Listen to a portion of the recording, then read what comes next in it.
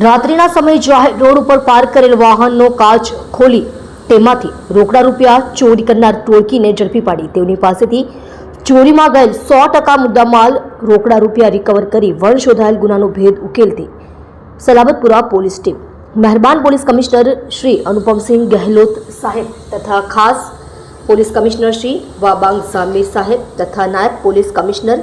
John બે શ્રી ભગીરથ ગઢવી સાહેબ તથા નાયબ police commissioner Shri C division Shri Chirag Patel સાહેબ નાઓએ ચોરીના વણ શોધાયેલ ગુનાઓ શોધી કાઢવા સારું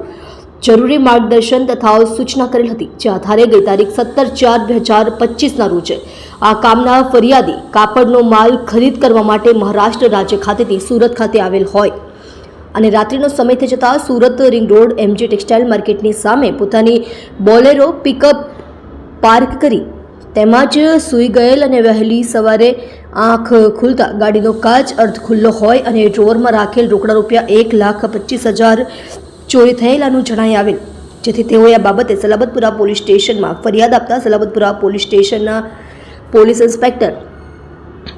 શ્રી કેડી જાડેજા નાવના માર્ગદર્શન તથા સર્વેલન્સ સ્ટાફના પોલીસ સબ ઇન્સ્પેક્ટર શ્રી વી ત્રિપાઠી નાવના નેતૃત્વ હેઠળ સર્વેલન્સ સ્ટાફના head constable Kishorbhai Dhirubhai બક્કલ number 1679 તથા પોલીસ કોન્સ્ટેબલ અવિનાશભાઈ મહેન્દ્રભાઈ બક્કલ નંબર 2122 તથા પોલીસ કોન્સ્ટેબલ અંકિત કુમાર રાજેશભાઈ બક્કલ નંબર 2258 નાવની એક ટીમ સદર ગુનાને અંજામ આપનાર આરોપીઓને શોધી કાઢવા સારું સીસીટીવી કેમેરાના આધારે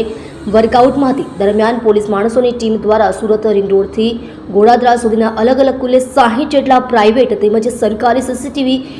કેમેરા ચેક કરી આરોપીની ઓળખ પ્રસ્થાપિત કરી 3 આરોપીઓ અજય ઉર્ફે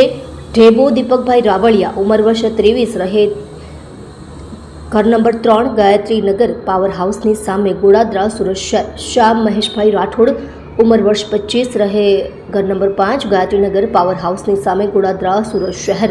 દર્શક ઉર્ફે કાલુ પ્રદીપભાઈ પટેલ ઉંમર વર્ષ 21 રહે ઘર નંબર 12 પ્રકાશનગર સોસાયટી આસપાસ મંદિરની સામે ગોળાદરા સુરત શહેર તેને ઝડપી પાડી તેઓની પાસેથી ચોરીમાં ગયેલ રોકડા રૂપિયા 1,25,000 તપાસ અર્થે કબજે કરી આગળની કાયદેસરની કાર્યવાહી હાથ ધરી છે.